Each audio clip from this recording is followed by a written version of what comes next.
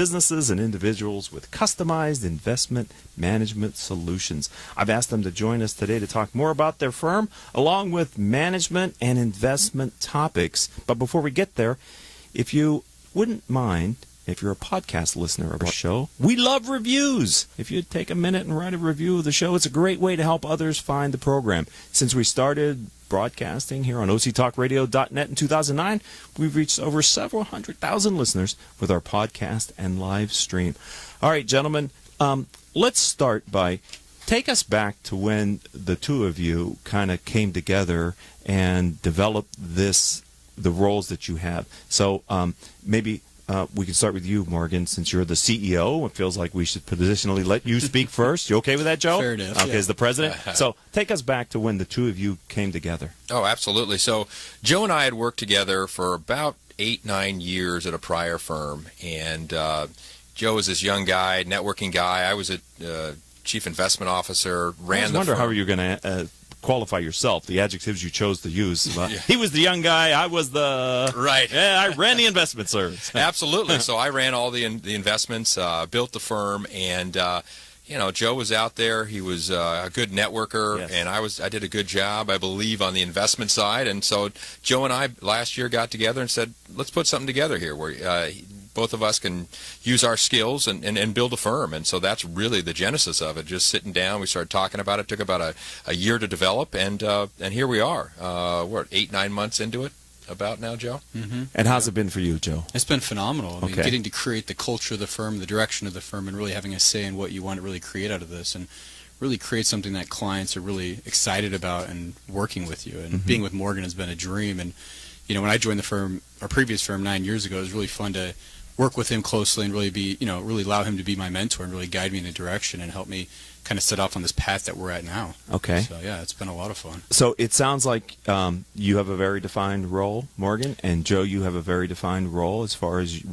how you show up every day. No, Sounds like you're the absolutely. front end business development, you're the investment relationship strategy, back end, making sure you deliver. Absolutely, and that was part of the reason that we thought it would work well, and it has worked well, and that's really defining those roles. A lot of people in our business, they keep switching that hat. They do this, they do that. Right. And they don't do everything that well. So we really focus on the areas we do well, and we just really push it out. And I think we do a really good job at it. But it is that divide and conquer. And we bring in other people that specialize in other areas. And so, we think we bring it all together, and it's a nice package. Well, and it seems to me to continue to be able to deliver for your clients, especially, I guess I'm going to look at you, Morgan. You really have to stay current with strategies because it's sort of shifting sands, isn't it? It is. I mean, look with everything going on politically now. You have to be on top of that. You have to be on top of law changes. If you're managing a pension plan or you have an IRA, all these different areas change. Then the investments change. Interest rates change. Sectors of the market change. Right. So absolutely, you have to stay on top of that. And then what I do is I can give that out to Joe and our other advisors so that when they're out there in the marketplace, they can discuss these current events with the clients. Yeah, because it's not only making sure your clients have the correct portfolio for the environment that is with them in the economics today, but it's also understanding how to kind of protect them from changes in the future, right? Because I think we might see over the next 4 years a slightly different type of industries that are successful. And you mentioned interest rates. We haven't had to think about interest rates other than being extremely low for as long as I can remember in business. Absolutely. And one of the biggest things that we can actually help a client control is their behavior to all of this, their reactions to this. They see something on the news, and how do they react? An election comes up. Do you want to get out? Do you want to get in? Absolutely. So things are changing, but we really have to make sure that we keep our clients' goals aligned with their portfolio, and so that they don't get out of whack also. So, Joe, as the president, in the tease, I said you're building customized investment solutions for individuals and businesses. So Absolutely. Can you give us a sense here on Critical Mass Radio Show for what does that mean to a prospect or to a new client? Yeah, it's interesting. I mean, we're a family-owned local wealth management firm, and really our goal is to, really aiming to help clients achieve their financial goals, and ultimately that's to create a safe, secure financial future for themselves and their family. And we do that they're a team of experts that we work with. We really want to take our social capital and really allow clients to have access to that. And some of the expert advisors we have on our team are, whether it's financial planning, wealth planning, retirement planning, asset management, securities. I mean, all these things, questions that I have questions about. And clients really look to us to become their life chief financial officer. Mm-hmm. I mean, really, clients call us for everything. I mean, buy a car, lease a car, buy a home, rent a home. Like, what questions do they have? What security should I be invested in? Should I have some bonds? What does this look like? And really having somebody, Morgan, on the team that we can go to and really utilize from the financial planning side, and then really putting that together with kind of what we know as far as client emotions and relationships and trust. That's really what we're gearing towards. Yeah, because, I mean, we all know at different stages of your life you have slightly modified investment plans, right? Because your time horizon, retirements, blah, blah. But also, are your clients business owners? Are they entrepreneurs? Are they employees? Yeah. All of the above, maybe. Yeah, no, all of the above. I mean, certainly you sit there with clients and doctors. It could be physicians, it could be attorneys. We work with a lot of attorneys. They're really busy billing hours. Right. So at the end of the day, they want to retire tomorrow. So it's really our objective to really help them realize those financial goals quickly. And they're good at outsourcing. Every day they're doing something. If it doesn't make sense for their practice, they're outsourcing. And doctors the same way. Small business owners, families, generational wealth. We've been working with a lot of children that are inheriting money as well. Okay. That's a big thing because they come into, I mean, obviously a divorce is a common thing around here nowadays. So we work with a lot of situations where we'll pick up one of the spouses who the other one had the relationship with the advisor. So we work with a lot of family law attorneys as well.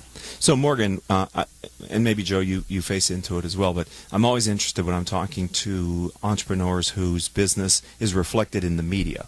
And the Dow just hit 20,000. So I would think that people would think, well, I should be now they want to buy. Woohoo, baby, I ought to be, my net worth ought to go up. And do you have me in my, I mean, how do you talked earlier, Morgan, about managing their emotion? I mean, this people's money, many times they have an interesting relationship with that and the dynamic in the family. So my original question was, how do you deal with people when things are hot like right now and it feels like, what do you do to give them perspective, Morgan? Yeah, I mean, this is a classic time right now where we had a decent year last year, and this is when you get them back in line with their portfolio. Make sure that they're not overly allocated in certain risk sectors that they weren't at the beginning of last year. So it's bringing that back in line. Joe and I have a call tonight, in fact, and we sometimes have clients that, all of a sudden, you have to talk them down a bit because now they really want to get in, and you say, okay, let's slow down. Let's look at everything. Let's review it, and let's see, because it's all based on the goal. What's changed? You're in retirement. Here's the income needs you need. Here's how we're getting here. Nothing's really changed on that path, so let's not dramatically change your portfolio just because of what's going on out there. Yeah, I'm not an investment expert in any way, so my question to you is really coming from being naive, but my sense is, if you're moving in and out of positions, that can really be a challenge to building long-term wealth. It's a detriment. That's absolutely right. A lot of people, most investors on their own will not do well because they are going in, they're going out. They're looking at that return from last year and they're saying, hey, that looks really nice. They go into that fund. Well, that fund happens to not do so well this year, and that in and out is absolutely bad on their long-term wealth. I mean, also, when you're looking at a 401k portfolio, we have clients that go through there and say, what's the last 10-year return done? They're always chasing the winners from the past. That has no indication of what the future is going to look like for those portfolios. So small cap did really well last year. I want to be in small cap in 2017. Well, who knows, right? Yeah, so but that's the really industry kind of put you guys in a difficult position because if I understand it correctly, a lot of mutual funds and other investment vehicles really tout their 5 and 10 year, and so they're sort of marketing that. They're marketing that, so you're getting people who are coming with an article or an ad, and you sort of have to. That's right, and that's what's why a lot of our clients like to work with us. We're independent. All of our accounts are held at Schwab, so we're an independent voice, so we don't have anything that we have to sell. So you can go through that, and you can explain why this one was a 5-star last year, and generally those 5 stars go back down to about a 3-star the next year. What is the star rating? What does that really mean? It was because a certain sector did well. Yeah, can't say that manager actually did well. I mean, was it luck or was it skill? Was it luck or was it skill? Exactly. And going underneath the covers to be able to help people to understand that's a critical part, I'm sure, of what you both do. Taking the emotions out of investing. Right. Absolutely. All right. So we're going to take a very short commercial break here on Critical Mass Radio Show. And when we come back with Joe and with Morgan, we're going to continue the conversation about investing and also, kind of what they do for their clients. And also, I'd like to talk about maybe life insurance, group benefits, executive compensation, just kind of the other things that you do for your clients. So don't go anywhere. We'll be right back after this word from me. Richard Franzi is the author of 2 popular business books for CEOs. His first book, Critical Mass, The 10 Explosive Powers of CEO Peer Groups, was the first book ever written on the secret value of CEO peer groups. His second book, now with newly updated information, is Critical Mass, The Power of CEO Guiding Principles. Richard's books contain powerful information to help CEOs running middle market companies gain valuable insight to improve their decision-making skills. Richard's books are available as paperbacks or Kindle versions from Amazon.com. To find them, type Richard Franzi in the search box. I'm on the observation deck of the Empire State Building to demonstrate how much material Waste Management recycles. As North America's largest residential recycler, last year alone, Waste Management recycled 12.9 million tons. How much is that? Let's do the math. Carry the 6. It's enough to fill this building more than 27 times. With experience like that, we're bound to have a program that can help your business recycle. Talk to Waste Management or visit thinkgreen.com. And welcome back to this edition of Critical Mass Radio Show. I am your host, Richard Franzi. I'm a little bit of a frog in my throat today. Sorry about that. Hope you don't mind. A great way to stay informed about our guests is to sign up for our weekly newsletter. Simply go to our website, criticalmass4forbusiness.com. At the bottom of any page, there is a Join Our Mailing List box. Simply type your email address in there, hit subscribe, and like magic, you'll start receiving our weekly newsletter with information about great guests like Morgan and Joseph, as well as the other guests and insights that I might put in there occasionally. Anyway, let's get back to the interview. One of the things we were talking about off mic was the law of unintended consequences. And I've been giving a talk for a number of years, and I'm in the process of finalizing a book called Killing Cats Leads the Rats, The Unintended Consequences of Business Decisions. And so I just wanted to put it out on the table. Do you guys have an experience where, you thought you had a plan, and we're going to go down this road, and then life gave you a set of outcomes that were different than what you had expected? Yeah, I know. I love that title, by the way. Thank you. Killing Cats, Getting Rats. It's one of those situations where when I first sat down with Morgan back in 2008 when I joined the previous firm with him, it was funny because my objective was to get out and find new clients and prospects and really build some key relationships in the community that I live in. And the idea was to go join the Chamber of Commerce. So I did. I walked into the Newport Beach Chamber of Commerce and said, okay, well, I'm going to pick up 1 or 2 clients here and then I'll be on my way. And try to build relationships, try to get some more clients, and try to get more active in the community. What ended up happening was it took me to this platform, to the stratosphere, where I knew maybe 15 people in the community when I joined the chamber back in 2008 and really started in my private practice that we're in now. And it's incredible to see where that's led to, whether it's local politics, the community involvement, the nonprofits that I'm involved in. It's like once you get involved in something like that, you touch so many different people. So to your point, it's you get on the chamber, I got on the board, I became the youngest chairman in the board history at 29, and then it's just the stratosphere. Now I serve as a harbor commissioner in the city, I'm on the board of the Pacific Club, and it's been really cool to see people, once you do a good job on one board, they want to pull you onto different things. So now that I serve on 14 different organizations, it's been incredible. That was the unintended consequence, right? I wanted to pick up 1 or 2 clients and meet some good people, and it's turned into my entire practice. Right. And when Morgan and I decided to launch this new firm, it was, who do we know in this area? Who do we know are good attorneys? Who do we know can help us office space? How do we get these phones done? We need a copier. I mean, all those relationships have been developed over the last 10 years because of the Chamber of Commerce and other organizations that we're involved in. So, can I sit on that question for this one? Absolutely. If I understand correctly, you fall in the millennial demographic. I do, yeah. Okay, so unfortunately or unfortunately. No, it's great. I love. I think there's a teachable moment here, and that's for other service providers who are millennials. Yeah. What advice would you give them? As getting a leg up, getting started in business, building your personal professional brand. Of course, because you're well known throughout Orange County in a very positive way. So obviously you're getting results from what are you doing. But what would you share with them? The best advice I got was from a fortune cookie.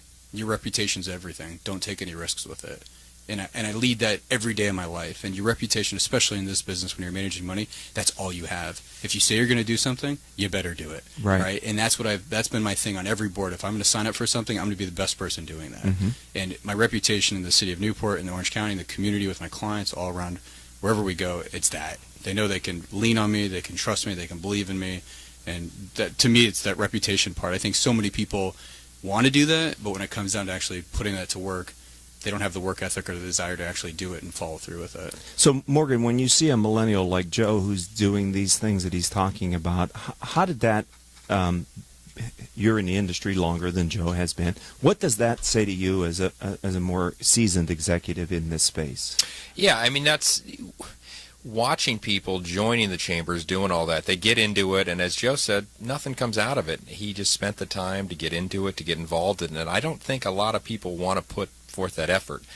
He puts in a lot of hours for that. I have done networking in my time, and I say, you're doing it. You get out there, you go and meet with all these folks, and yeah, I mean, you really have to put your time in it, and you have to be involved. You have to join boards, and all of that, because it isn't just showing up to a meeting. Yeah, it's not, you don't go once and come back with a pot full of leads. Huh? Exactly, and it's the critical mass. It's the networking takes 5 years. Oh my It's gosh. a 5-year return on your investment. I mean, you join a private club, you join an organization, whatever it is, people want to go in there and get business immediately.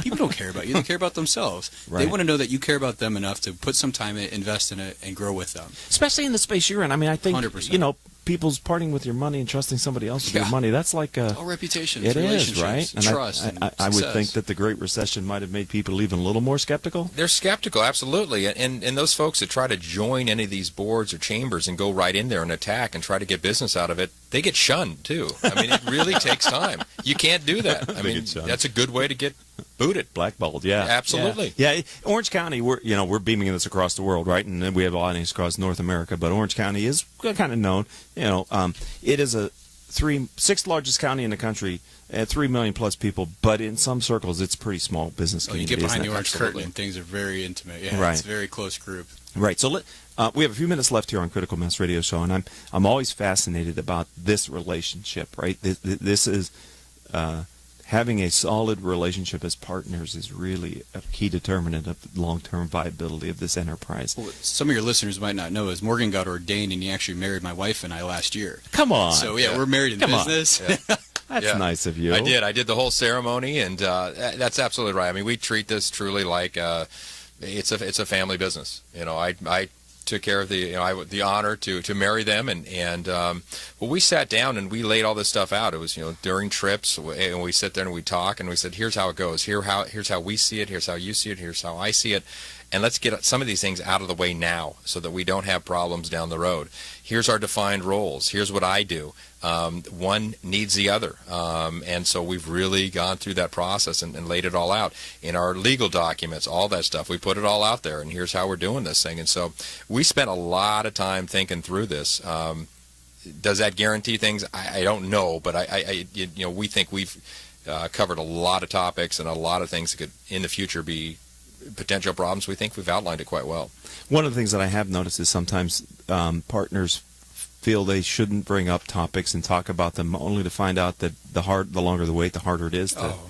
The deeper you get Right. down that The more rabbit you hole. get the more energy behind it, But I mean, Rick, it's like you find out what your strengths are, and Yes. you go to those. You find out what your weaknesses are, and you find a partner to fill that gap. Right. And when we go out to hire advisors and bring people on the team and other partners eventually down the road, that's exactly what we're going to do. I found that I don't want to sit at the computer all day and watch the markets. Morgan loves doing that. He loves reading. He loves staying on top of that. And I love going out and building relationships. The Right. good thing is Morgan can do both of those. Right. So for me, it's the perfect partnership. It's the perfect marriage in business, and it truly can be that. And you're right. If you don't talk about these things in the beginning, 10 years down the road, it becomes a much more difficult conversation. Right, and you talk about them with everybody but the person you should be talking with. Absolutely. I think the clients notice that too. I mean, if they need they want to go to an art event, they're calling Joe. But if they want to understand the market, they have some questions, they have some concerns, they're calling me. Right. That's I get beautiful. by. I know enough to be dangerous. Well, no, I think it's wonderful. Matter of fact, I've had a lot of long-term successful partnerships, and one of the things that we started this interview out that way. One of the things that I've learned from them is they've always respected what the other one brought to the relationship, and they always made sure that was their safe space. And they didn't go into that because they either lost faith or thought they could do it better. They started with an idea and they stayed with it throughout the long term. Yeah, and I don't want to get involved in 14 boards. I'm just not jumping in this space. I don't have the time. That's a lot. Kids, It's not for a wife, everybody. all that stuff. Yeah, I'm good with that. Okay. I'll So- stare at my computer. Yeah. And all day. I think for your clients, it gives them comfort that you are building and growing the business, staying viable, and you're also taking care of the very important thing, which is managing their assets and their personal wealth. Right? Absolutely. So you're giving them the best of both worlds here. No question. So if someone would like to learn about your firm, how do they find Spinnaker Investment Group online. One of the things we really pride ourselves on is all our marketing communication, right? So Morgan every month puts out a marketing piece. So if you go to Spinninvest, SPINN invest.com, you can go on there, sign up for our newsletter. You can learn about our philosophies, our culture, our community, what we do, and how we can help our clients. Facebook, LinkedIn. We have an Instagram account. Morgan's a big Instagram guy, so we're out there tweeting on Instagram. So okay, beautiful. Getting some followers. Nice. But yeah, Spinninvest2ends.com. Spinninvest. Yeah. That's great. Well, thanks for being a friend of the program. It's nice to meet you, Morgan. Joe, we go back a number of years. I'm proud of you. 977 Yeah, podcasts. we're pushing to 1,000 podcasts. That's phenomenal. Yeah, thank you very Maybe will you much. invite us back when you hit 1,000? Well, if I'm yes, sure, Okay. absolutely we will. 10,000. 10,000. yeah. I had to think for a second. Yeah. All right. Well, Let's get a few more. Continued success. Can't wait to have you back and see what Likewise. the next phase of what you're doing with your firm is. Thank you for your time today. Thank you. Appreciate it. All right, ladies and gentlemen, that does it for this episode of Critical Mass Radio Show. I want to thank Paul Roberts, who's our engineer, Joan Park, Crystal Nunley, and Haley Stern, who are our producers. I'm your host, Richard Franzi. If you'd like to learn more about the radio show or the CEO peer groups that I lead, visit criticalmass4business.com. And until the next show, I hope all of your business decisions will move your company in a positive direction.